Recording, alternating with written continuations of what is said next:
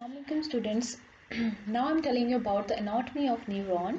What is the anatomy of okay.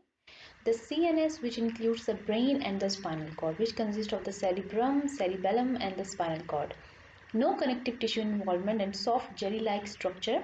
जब हम section करते हैं CNS and spinal cord का, तो हमें क्या मिलता है? वाइट मैटर मिलता है एंड ग्रे मैटर मिलता है, और वो कवर्ड होता है मेनिंजिस से. ठीक है, जो white matter and grey matter होता है आपका ब्रेन का, वो कवर्ड होता है मेनिंजिस के साथ. This is the structure of neuron. Neuron का स्ट्रक्चर बहुत इंपॉर्टेंट है. हमेशा पेपर में स्ट्रक्चर दिया जाता है, या वो कहते हैं कि खुद ड्रॉ करें या उसकी लेबलिंग करें. तो आपने ड्रॉ भी करना है, करना आना चाहिए, और लेबलिंग भी करनी आनी चाहिए.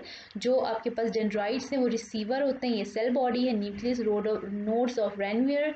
माइलिन शीट क्या करती है? इंसुलेशन प्रोवाइड करती है. दैट स्पीड्स द ट्रांसमिशन की स्पीड बढ़ाती है. आपको पता है आपकी जो न्यूरॉन होते हैं वो विद इन सेकेंड्स से भी कम टाइम में, विद इन 0.99 सेकेंड्स के अंदर वो आपकी ट्रांसमिट करती है इम्पल्सिस को. ठीक है, आप सोचते हैं और वो सोच कैसे आती है? वो विद इन सेकेंड्स, आप सेकेंड भी नहीं गुजरते और वो सोच आपको आ जाती है. आपको पेन फील हो जाता है, आपको हीट फील हो जाती है. तो वो ये न्यूरॉन होता है जो कि फ़ौरन से रिसीव करवाता है अपने इम्पल्सिस को.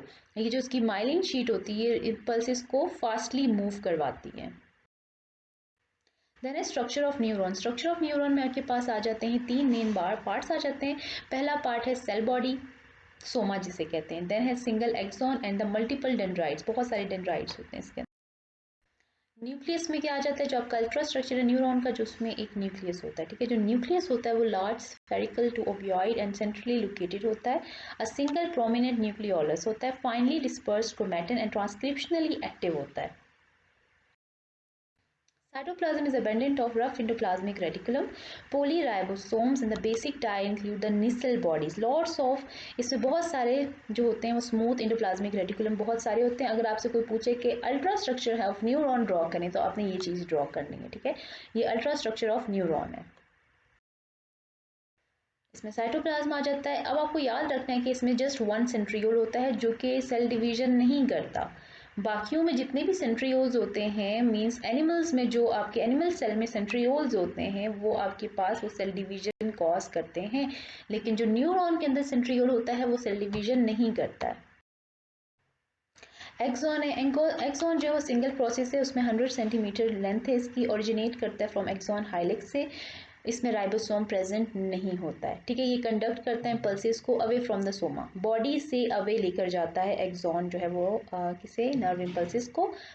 डेंड्राइट्स जो है वो आपके पास मल्टीपल डेंड्राइट्स होती हैं, लॉन्गेटेड फाइबर्स होते हैं, और ये स्टिमुलाई को रिसीव करती है. जितनी भी स्टिमुलाई आपकी बॉडी से आती हैं वो सारी की सारी कौन रिसीव करता है? डेंड्राइट.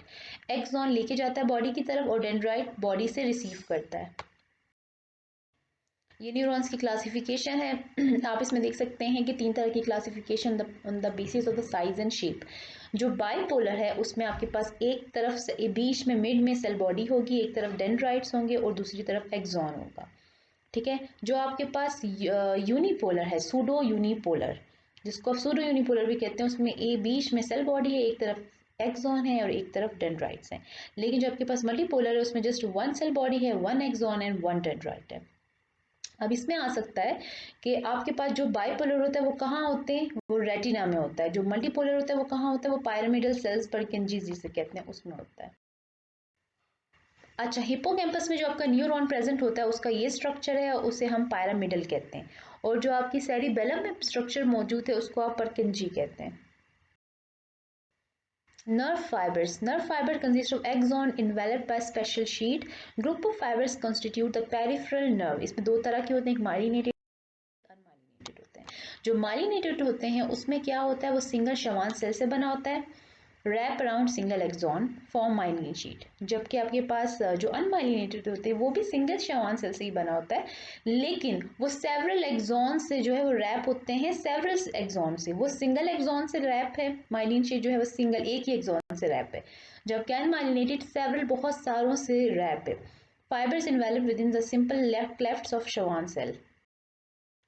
नर्व रीजनरेट कैसे होता है? एक दफ़ा नर्व इंजर्ड हो गई या उसकी डेथ हो गई तो वो रीजनरेट कैसे होती है? Disease affecting Schwann cell, loss of myelin की लॉस कर देता है. Nerve injury reduce axonal degeneration followed by regeneration and the axon reaction include the local changes, anterograde changes and retrograde changes.